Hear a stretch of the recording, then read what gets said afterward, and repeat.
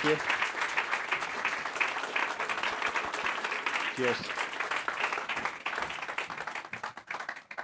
Thanks very much indeed. And as Mark said, welcoming us to conference in his own region at the start of today, I was reminded that I think one of the first conferences that I met you at, Mark, was not so far away from here in Dunblane. That was back in the days when we had our conferences in scout huts, not conference centres. But happy days, happy days. So thank you for welcoming us back to your region for today's conference. Listen, before we get underway with the formal speeches, though, there was something else that I wanted to do, first of all, because most of you will be aware that the last couple of weeks in Parliament have been a bit of a difficult time with the very sad death of one of our SNP colleagues, Christina McKelvey, at the age of just 57. Yesterday, several of us attended Christina's funeral, which, at the family's request, was characterised by bright colours and very happy memories. I wanted to acknowledge that here at our conference because while there are always going to be differences between people in different political parties, Christina was one of the most consistent and most passionate voices for equality and human rights in Parliament. She was always willing and ready to challenge transphobia and homophobia, including when it came from within her own party.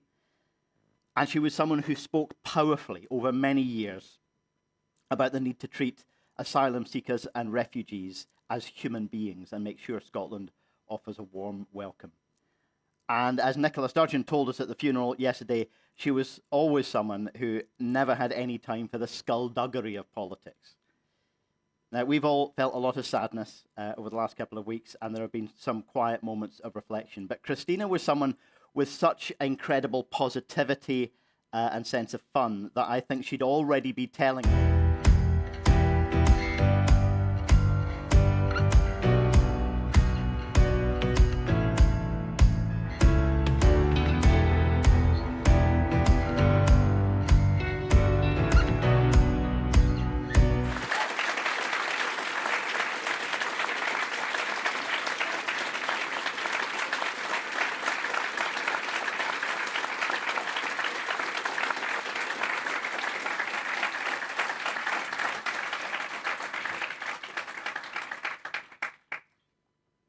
Thank you very much. I really appreciated that. Now, as you know, I've given more than a few co-leader speeches at our conferences over the years.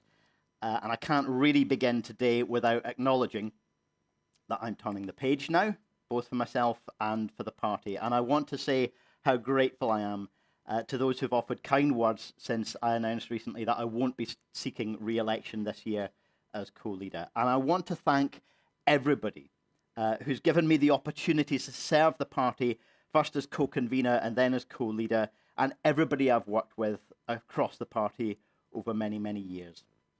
And naturally, having made that decision, I've been reflecting a little bit on the journey that we've all been on.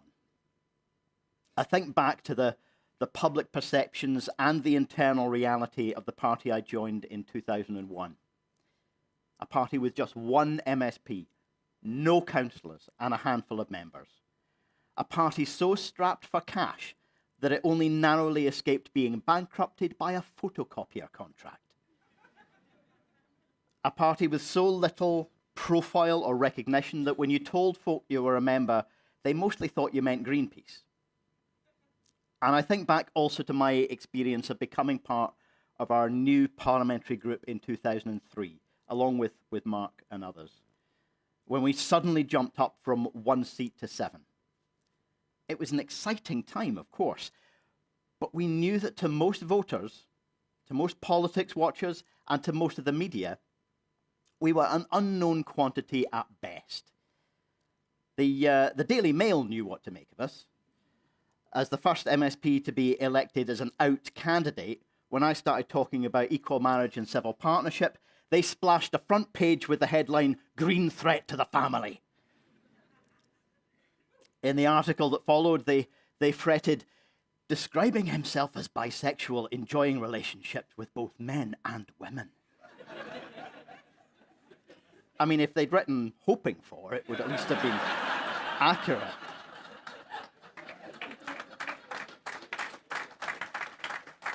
Come on, Daily Mail, get your facts right.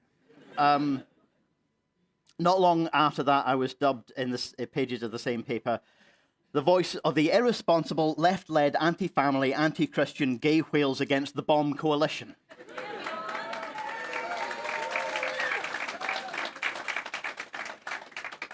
They hadn't yet thought up the word woke by then. But even beyond the slightly peculiar worldview of the Daily Mail, we knew that much of the media and much of the political landscape and the public saw us, frankly, as nothing more than a bit of a novelty act. Something to do with the environment, yeah? Something a little bit eccentric, but nothing like a serious political force. We wanted to change that perception. And slowly and surely, by taking our jobs seriously and taking Parliament seriously, we started to make others take us seriously. We built credibility. But that early success didn't have a strong foundation. Though our national membership at that time was still measured just in the hundreds, we had managed to run a pretty decent campaign on half a shoestring. But in truth, the electoral weather had been very, very kind to us that year.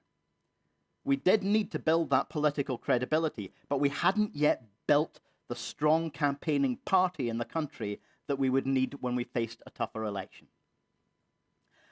And in 2007, we just about held on by our fingernails. We lost most of our seats, most of our staff, most of our profile, most of our ability to make political change happen. I never want that to happen to the Scottish Green Party again. We began the slow process of rebuilding the party, and because Parliament was pretty tightly balanced, we did manage to find opportunities to keep making change happen, from funding climate work in communities to passing hate crime laws.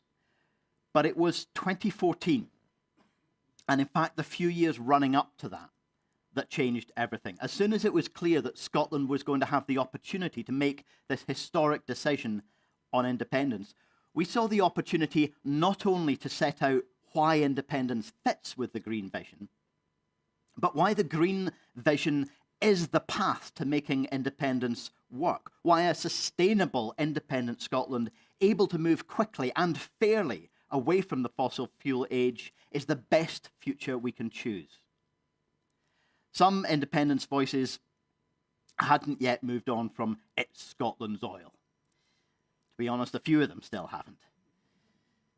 But we saw and we seized an opportunity to change the debate and change the story of Scotland's future.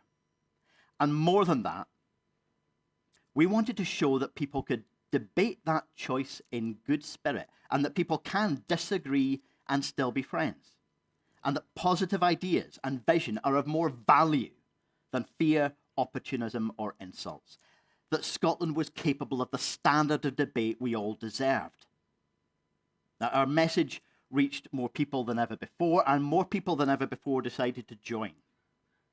I'm sure there are people here in the room today who joined during that surge, who attended branch meetings in the wake of the referendum, meetings where the overspill rooms needed overspill rooms. And with the capacity and the profile that we gained through that period, 2016 restored our parliamentary group. And with the SNP returning to minority government, we were able again to achieve real change, passing legislation, winning the case for progressive tax reform, forcing policy change from government, but critically building our own political relevance. And we laid the groundwork for our best ever result in 2021.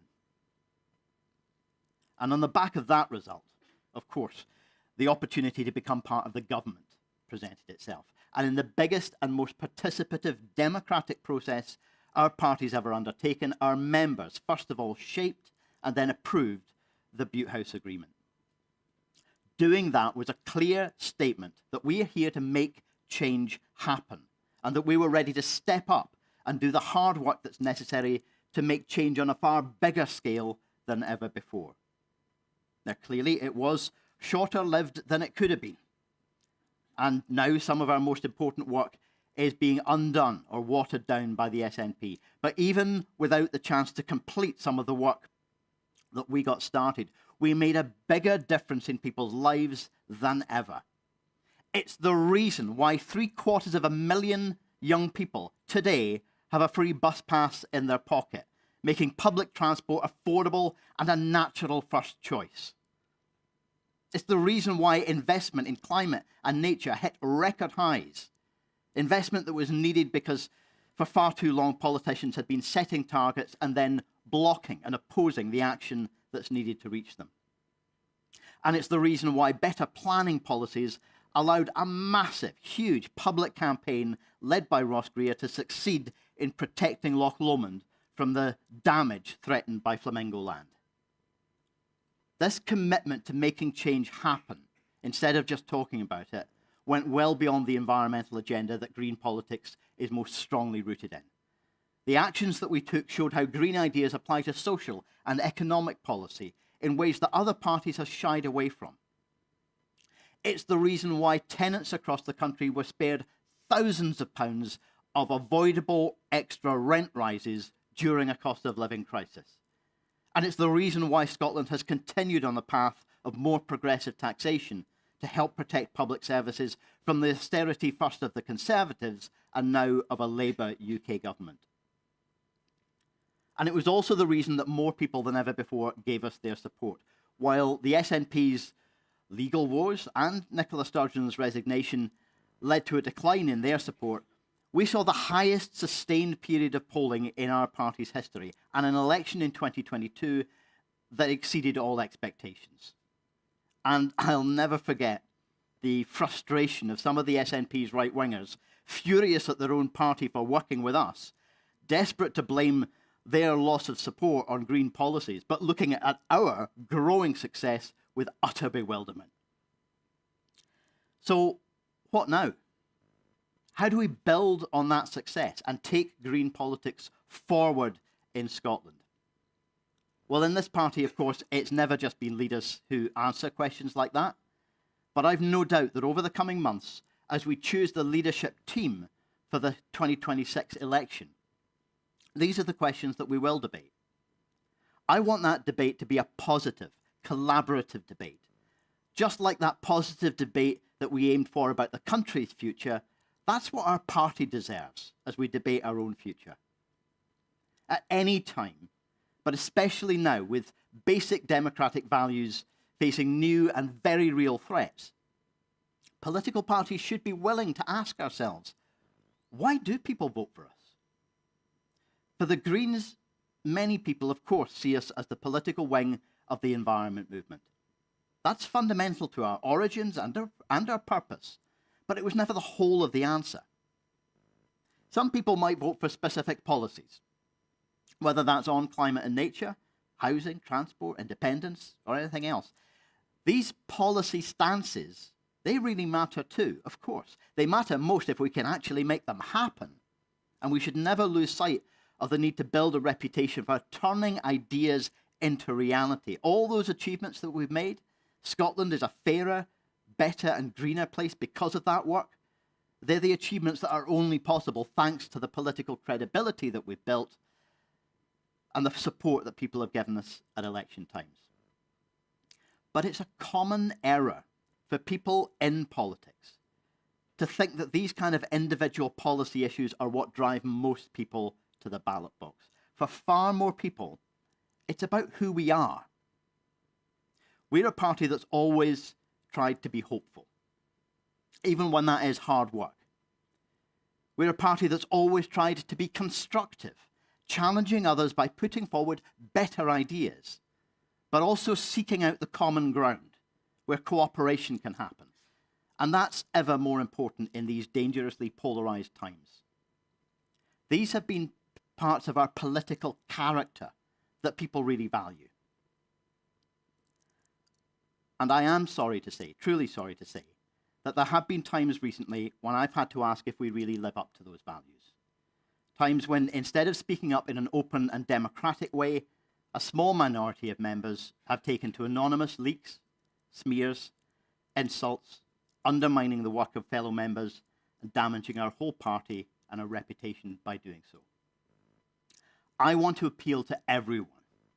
Let's make sure that the next few months see a positive campaign that lifts our party up, one that lives up to the best of our values, not one that descends to the factionalism and toxicity that characterises too much of political debate. The vast majority of our members and our voters have had more than enough of that. So I'm asking everyone in our party to call it out when you see it and show those who behave that way that it's not welcome in this party.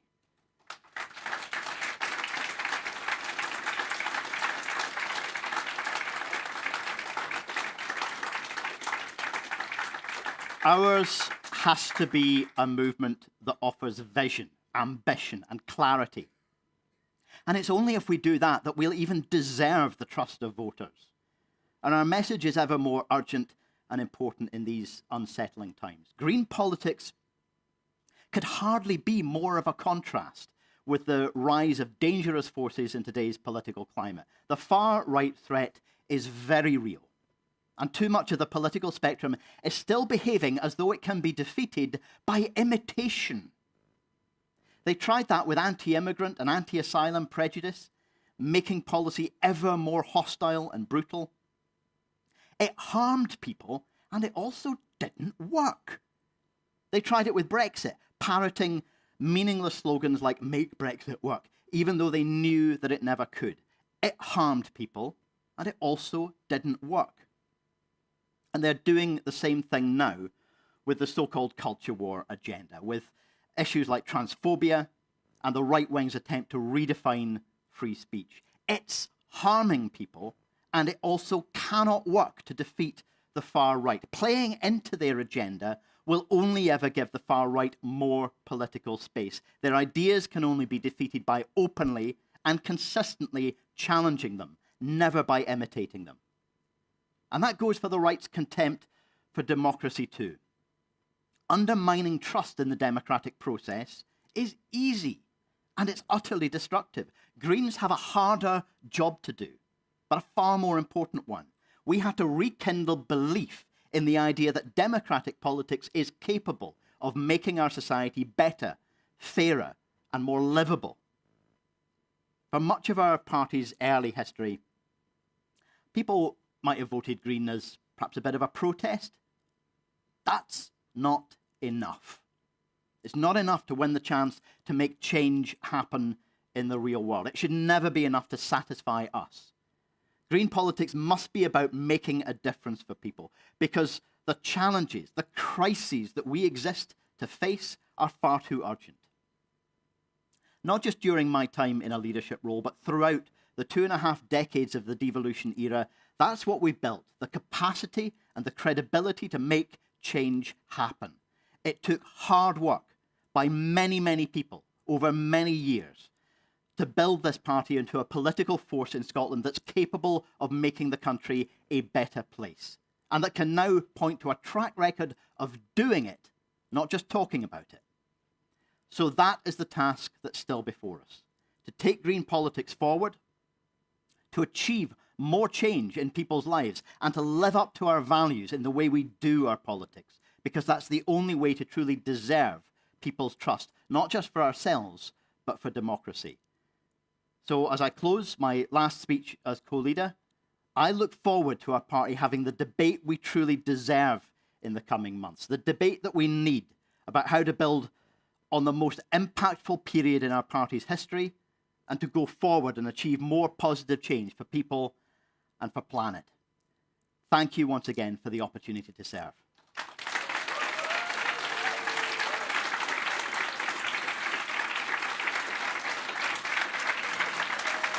Thank you. Thank you.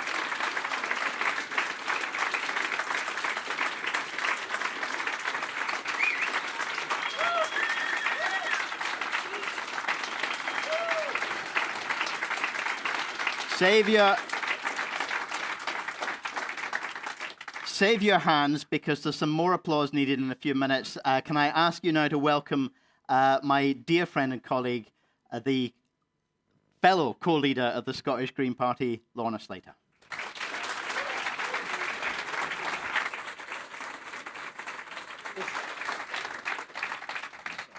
Not at all. Grand. Well, I'm going to keep the focus on Patrick for a minute because, as he said, this is his last speech as co-leader. He spoke about how he has, how he's been part of the party since its humble beginnings, or when he joined in 2001. But he has been in a leadership role now in the Scottish Greens for the last 17 years. That's through a lot. From a time when the party membership, as he described, was counted in hundreds, to now, when we've been a party of government and we have councillors all over the country. I was one of the surge members Patrick described, came in 2014, and when I stood to be elected co-leader in 2019 and was elected, I had no background in politics. I'd never done any media. I didn't know anything. I was wildly and wonderfully ignorant. And when you stand for co-leader, you don't know who's going to be the other part of your team.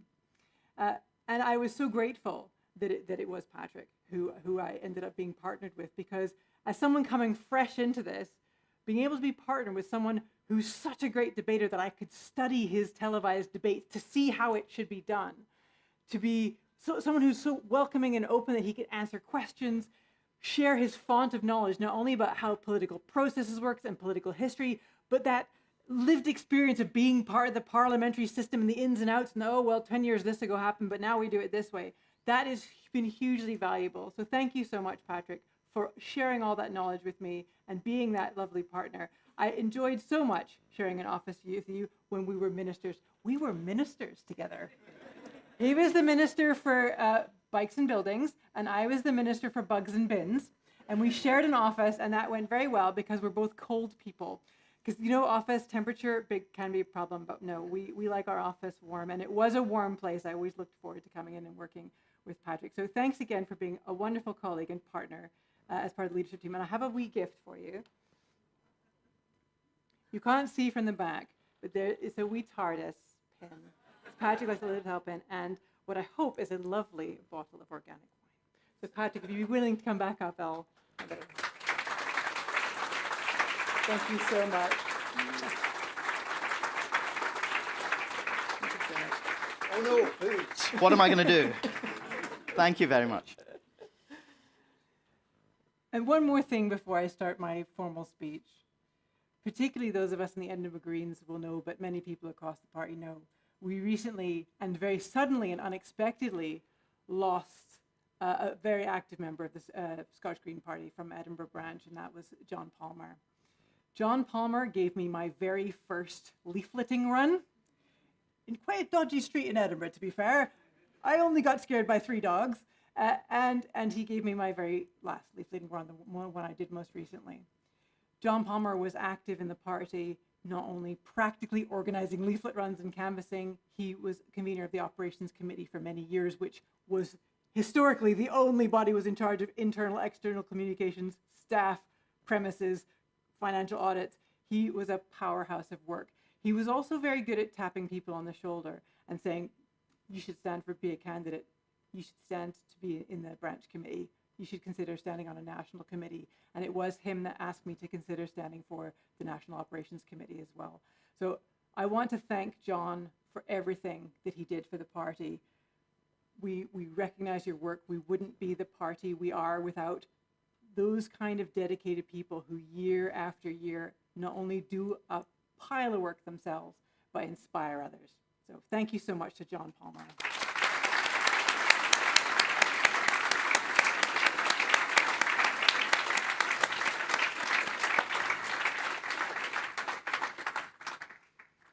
When we met last October, our country and our world were in a state of flux, and our political landscape is still shifting dramatically. We have a Labour government telling us that things can only get worse while they cut the incomes of the sick and disabled. They kept the cruel 2-child cap, which has plunged thousands of families into totally avoidable poverty. Although they look set to nationalise British Steel, they have betrayed the workers at Grangemouth. They betrayed the WASPI women after campaigning for them for years. They kowtow to a far-right Trump administration that's dismantling hard-won rights and freedoms. Donald Trump is a dangerous, fraudulent, misogynistic, racist climate change denier. He opposes democratic values and the rule of law. His White House is spreading lies and misinformation about abortion rights here in Scotland, including disgraceful attacks on our colleague Gillian Mackay's Safe Access Zones bill. Labour may be happy to make friends with dangerous despots, but we refuse to play nicely while the world burns. Trump and his hateful politics are not welcome in Scotland. Our country is not his playground. Prime Minister Keir Starmer, you must cancel this state visit now.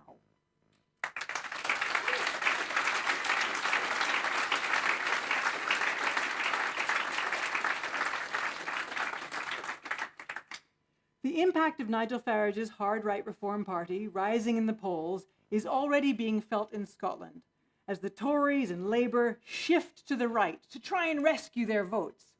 The Tories dropping any kind of commitment to net zero, and the Labour Party throwing trans people under the bus. As Patrick said, you can't beat the far right by stealing their policies. You don't beat Nigel Farage by cozying up to Donald Trump. The Scottish Greens will stand our ground as a proud party of the left. We stand with refugees who are being attacked by racist politicians in the billionaire-owned press. We stand with people who've fled war and conflict, only to be blamed by those who have cut services and plunged families into poverty.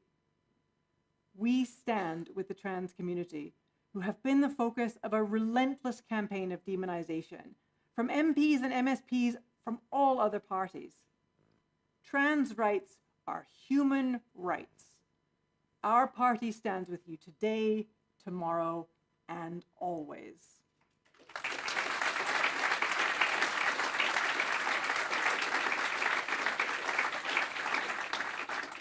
We stand with the people of Palestine, who are suffering a genocide that has been armed and supported and enabled by the UK government. The crisis there is getting worse, and so is the human cost. Babies are being killed long before they can have the chance to mark their first birthdays. And yet the response from Downing Street has been to continue supporting the carnage. If Labour is to have any moral authority, then it must end arms sales to Israel. It's not just them. It's time that the SNP finally ended grants that are bolstering Israel's arms dealers.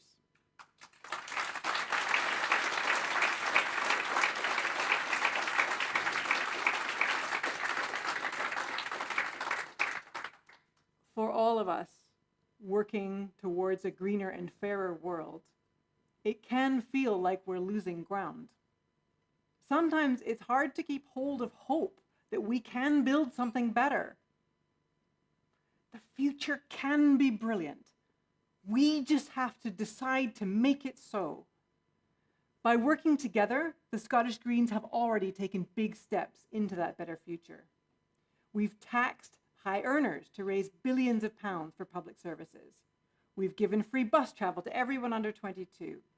We've made sure that every organisation in Scotland that receives public money pays the living wage.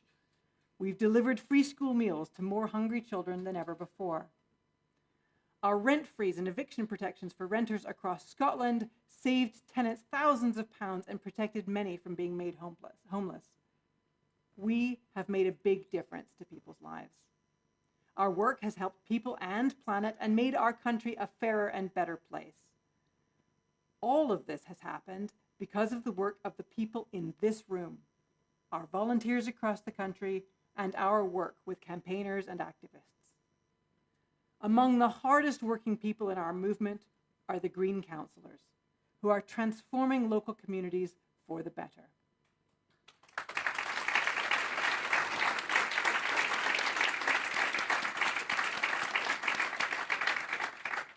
Green councillors in Glasgow have secured free public transport pilots and extra funding for safer parks and streets. In Edinburgh, Our Green councillors stopped council venues and services from running advertising for climate wreckers and arms dealers. Day in and day out, our councillors across Scotland are supporting their constituents and standing up for their communities. That's what Councillor Brian Quinn did when he protected crucial library services and community access points in Clackmannanshire. It's what Councillor Chris Leask did when he secured an offshore energy strategy for Orkney, something which he's now leading on delivering.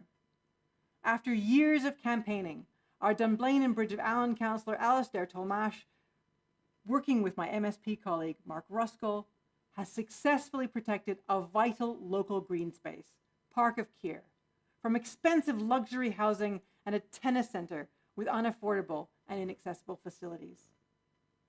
These are the kind of things we achieve when we put our values into action. It's what we achieve when we work together to get Greens elected. We'll be able to achieve even more by getting more Greens elected. Can we please all show our appreciation again for our councillors?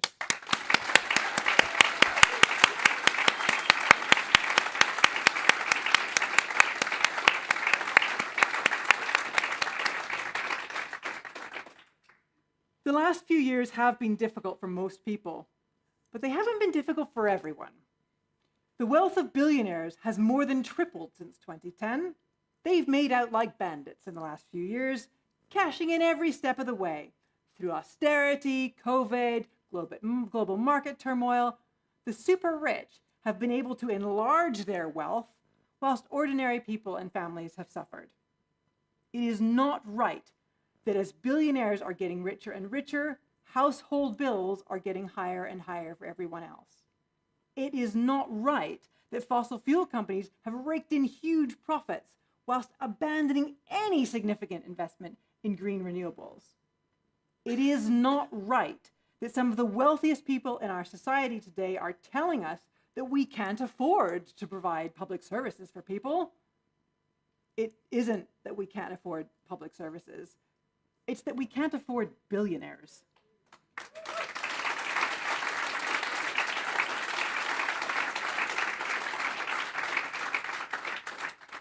Billionaires shouldn't exist. It is thanks to the Scottish Greens that the highest earners in Scotland and people who own more than one home have to pay more. When I see headlines in the right-wing press whining about Scotland's fairer tax system, it makes me proud. We need to tax the rich, and we need to think beyond income tax. We need to tax wealth. We need to tax carbon emissions. We need to tax the big polluters in order to put money back into people's pockets, back into public services, and to build this fairer and greener country. Nowhere is this injustice more prevalent than when it comes to housing. In the past decade, the cost of renting has skyrocketed. Landlords have been charging more than ever before. Right now, private landlords have too much power, and renters are suffering. The Scottish Greens have made big steps to protect tenants. We froze rents and banned evictions in the aftermath of COVID. We wrote the bill to introduce rent controls. And thanks to protections brought in by the Scottish Greens, thousands of people have been protected from eye-watering rent hikes. But without us in the room, the SNP are turning their backs on renters. They are buckling under pressure from vested interests who want to water down our rent controls. They want landlords to be able to raise rents higher than inflation. If people aren't getting a pay rise, why should landlords? Homes should be for living in, not profiteering.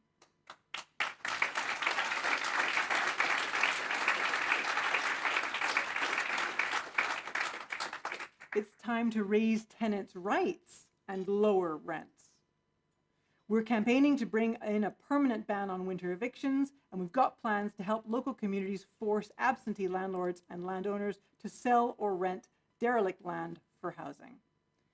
It isn't just housing where the SNP is coming up short. It's the same story when it comes to transport. If we want to reduce emissions and build happier, healthier communities, public transport is key.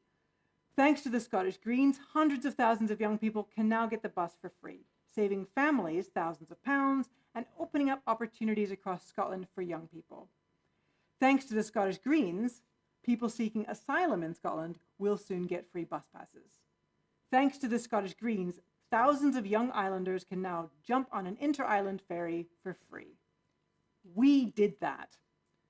But the SNP has failed to deliver the scale of investment needed to make public transport a reliable, affordable, and accessible option for all. We need more publicly owned bus networks across the whole of Scotland and capped bus fares, a cap of £2 for every local journey. Private bus companies should not be able to hike fares at the same time as cutting lifeline services. It should not be cheaper to travel between Scotland's two biggest cities by car than it is by rail.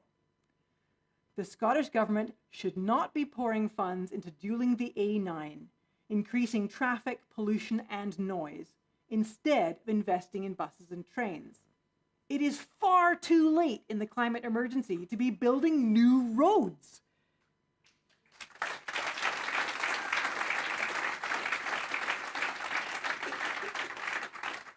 What we need is cheaper rail for all, and that means ending peak time rail fares for good. Cheaper buses, ferries, and trains, win-win for people and planet. And our planet needs us. I know I'm not the only one who's been really shocked by the wildfires we are seeing across Scotland right now. Not the only one who's been horrified by the devastation to people's homes, businesses, and farms that has been done by floods and storms. This is the climate catastrophe accelerating. Governments around the world have let us down. They didn't listen to science, they didn't cut carbon emissions, they didn't stop their destruction of ecosystems. What we're seeing now in Scotland will only get worse if governments continue to prevaricate, unsure of how to politically manage the cost of moving to an economy that isn't dependent on fossil fuels. Well, anyone who is flooded out or whose land is burning can see the costs of not making the change.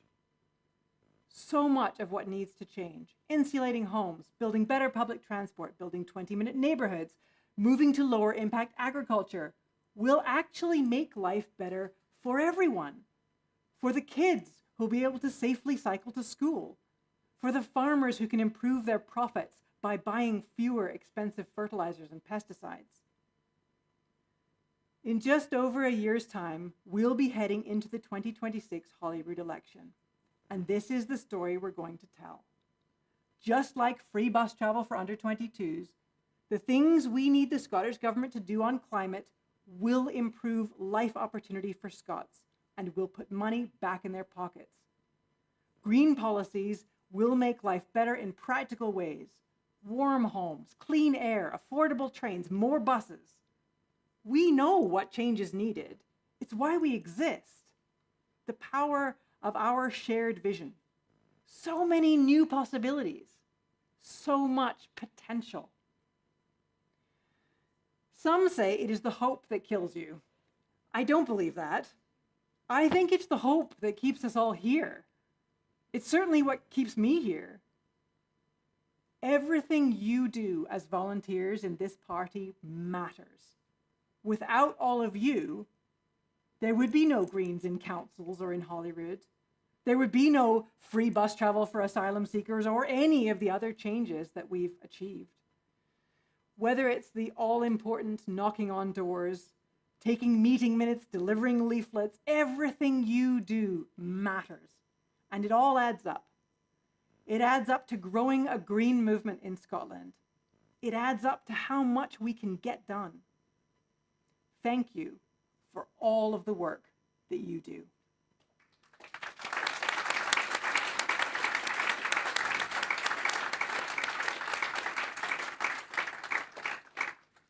And thank you in advance for the many miles of pavement you'll be walking and wheeling in the next 14 months, listening to voters on doorsteps, delivering leaflets, and supporting your candidates.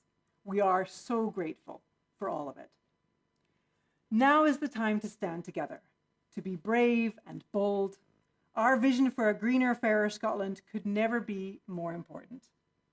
Let's show them that the Scottish Greens are the ones who deliver. Right. Are you putting that up?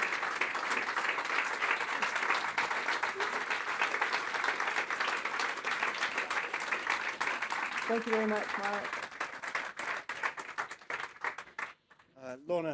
Lorna, Patrick, thanks for everything that you've done for the party and everything that you continue to do for the party. It's incredible.